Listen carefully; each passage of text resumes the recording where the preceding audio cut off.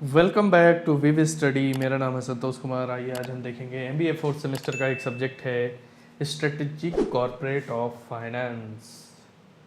Strategic corporate finance का देखेंगे हम यूनिट 2 टॉपिक 2, जिसमें है economic value addition. Economic value addition. चलिए शुरू करते हैं। ईवीए क्या है? EVA इकोनॉमिक वैल्यू एडेड एक फाइनेंशियल परफॉर्मेंस मेजर है जिसे 1982 में स्टीवर्ट एंड कंपनी ने डेवलप किया था। आसान शब्दों में यह बताता है कि किसी बिजनेस ने एक पार्टिकुलर पीरियड में अपने शेयर होल्डर्स के लिए असल में कितना वैल्यू क्रिएट किया। उसका ultimate goal shareholders wealth maximisation है। तो इसमें देख लेते हैं कि EVA कैसे निकाला जाता है। देखिए, मान लीजिए आपने एक शॉप ओपन की। शॉप क्या की? ओपन किया, ठीक है। पूरे दिन की सेल कितनी आई? 5000 रुपीज़, ठीक है, 5000 रुपये। अब इसमें आपका कॉस्ट ऑफ कैपिटल हटा दो कि आपने पूरे दिन में कितना पैसा लगाया। पूरे दिन में कितना पैसा लगाया आपने? मान लो आपने लगाया 2000 रुपये लगाया, ठीक है। अब बचा कितना? 3000। 3000 ये आपकी क्या है? EVA। आपकी कंपनी का क्या है ये? EVA। EVA कहें तो आपका इकोनॉमिक वैल्यू एडेड, मतलब प्रॉफिट है आपका। ओके, चलिए आगे देखते हैं। ट्रेडिशनल अकाउंटिंग से यह अलग और बेहतर कैसे है? Traditional accounting method EPS earning per shares में कॉस्ट ऑफ डेब्ट जैसे लोन पर इंटरेस्ट को गिना जाता है, लेकिन कॉस्ट ऑफ इक्विटी का जीरो मान लिया जाता है। EVA इस बात पर जोर देता है कि इक्विटी फ्री नहीं होती। शेयर होल्डर्स जो अपॉर्चुनिटी कॉस्ट गंवा रहे हैं उन्हें भी कॉस्ट माना जाता है। इसका मतलब क्या होता है? इसका मतलब देखिए कि जैसे आपने बिजनेस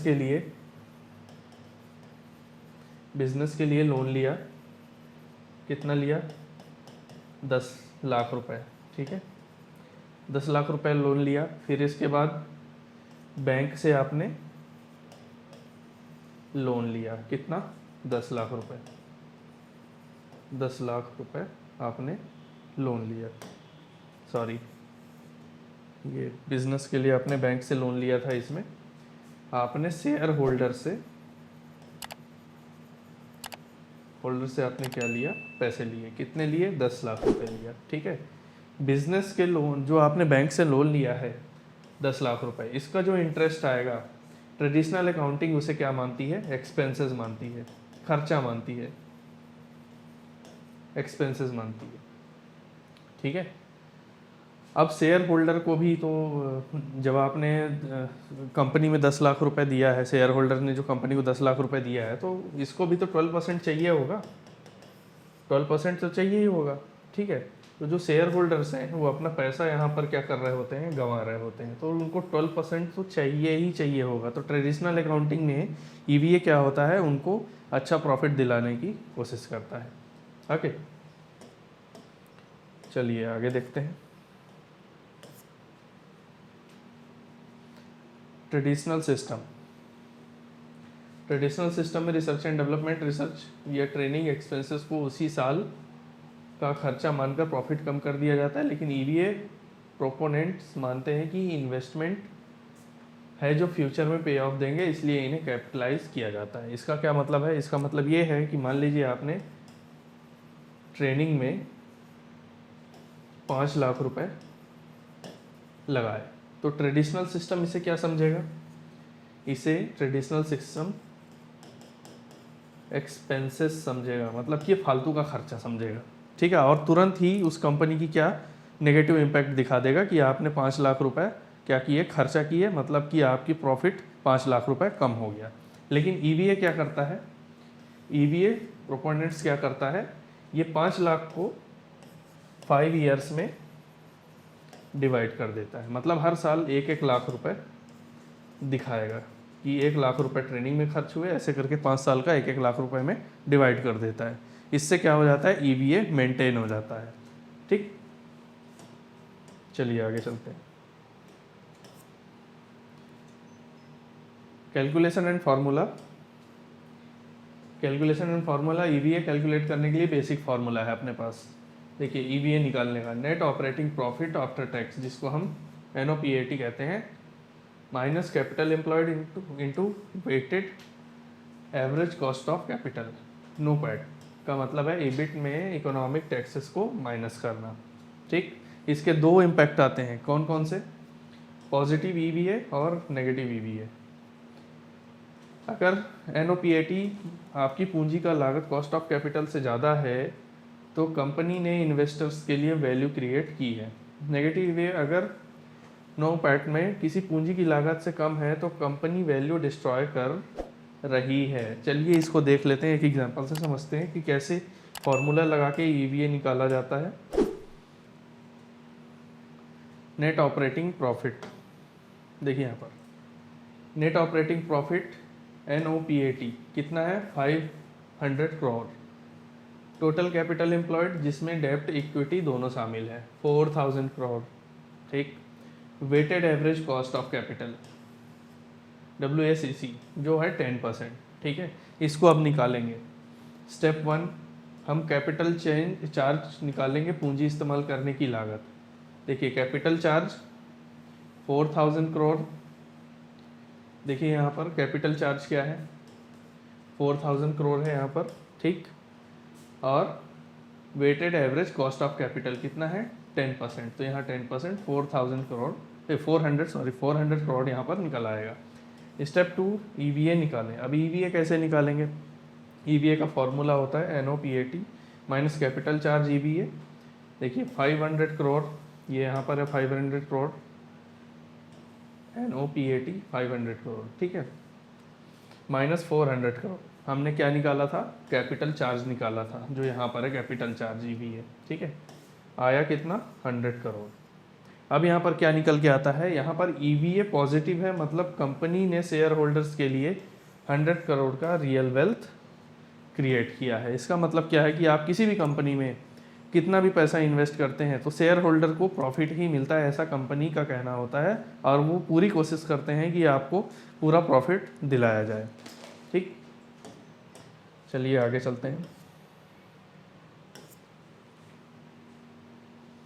इंडियन कंपनीज और ईवीए, इंडिया में Reliance Infosys HLL, Hindustan latex limited, Hindustan Unilever, Marico and NIIT जैसी कंपनीज अपने बैलेंस शीट में ईवीए प्रेजेंट करती है। ठीक है, चलिए देख लेते हैं।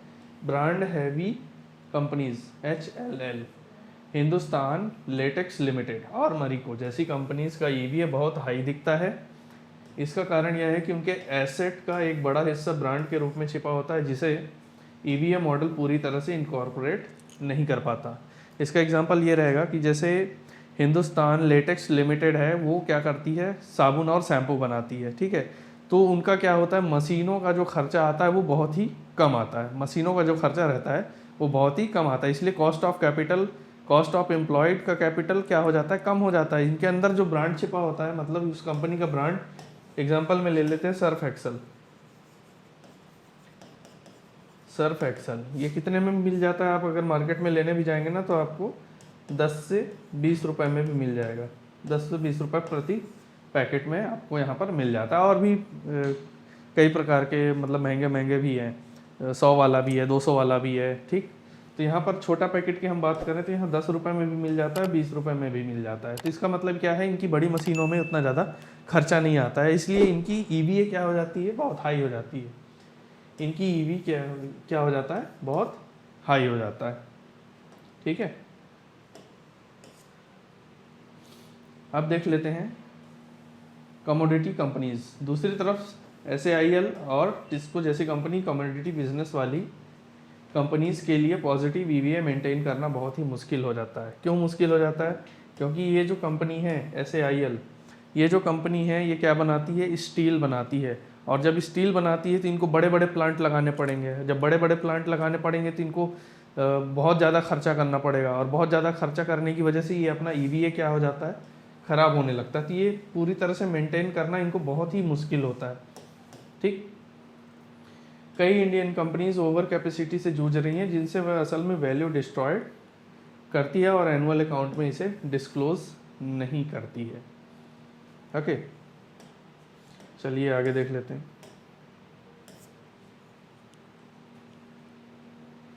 EVA की लिमिटेशन, EVA की लिमिटेशन क्या होती है, उसकी सीमाएं क्या होती हैं? जैसे स्टॉक प्राइसेस और EVA के बीच कोई एग्जैक्ट कोरिलेशन नहीं निकाला जा सकता। जैसे कि मान लो किसी कंपनी की EVA 50 करोड़ थी और 50 करोड़ से वह प्रॉफिट करके 60 करोड़ पहुंच चुका है, 60 करोड़ पहुंच चुका है, तो उसकी स्टॉक मार्केट का जो प्राइस है वो ऑटोमेटिक इंक्रीज नहीं होता है। क्यों नहीं होता है? क्योंकि जो स्टॉक मार्केट है वो क्या होता है, फ्यूचर एक्सपेक्टेशन पर डिपेंड करता है, वो उसके हिसाब से निकलता है, वो सेल्स पर डिपेंड नहीं करता कि आपने इतनी सेल की, आपने इतना प्रॉफिट किया तो शेयर मार्केट का जो स्टॉक मार्केट का प्राइस है वो आपकी कंपनी का बढ़ जाएगा। इट इज़ इम्पॉसिबल, क्योंकि जो स्टॉक मार्केट होता है, स्टॉक मार्केट का जो ग्राफ होता है, जो ऐसा चलता है, वो फ्यूचर पर ही डिपेंड करता है। ठीक है, जरूरी नहीं कि आपने EVA बढ़ा लिया है तो आपका स्टॉक प्राइस भी बढ़ जाएगा। फ्यूचर प्रिडिक्ट करने के लिए बहुत ही रिलायबल टूल नहीं है, क्योंकि NOPAT और कॉस्ट ऑफ कैपिटल हर साल चेंज हो सकते हैं। जैसे कि आपने बैंक से लोन लिया और इंटरेस्ट रेट यहाँ पर कम था, इंटरेस्ट रेट यहाँ पर मान लो 6% था।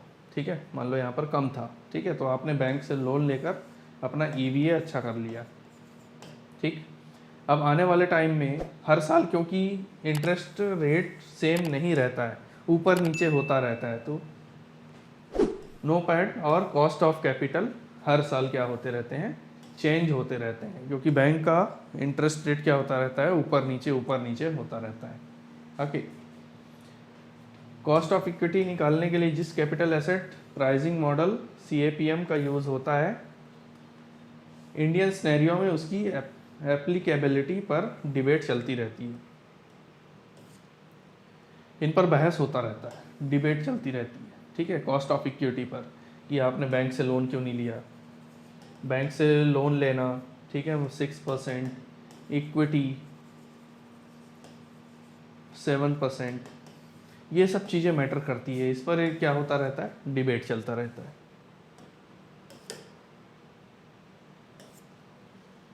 सो लास्ट में थैंक यू।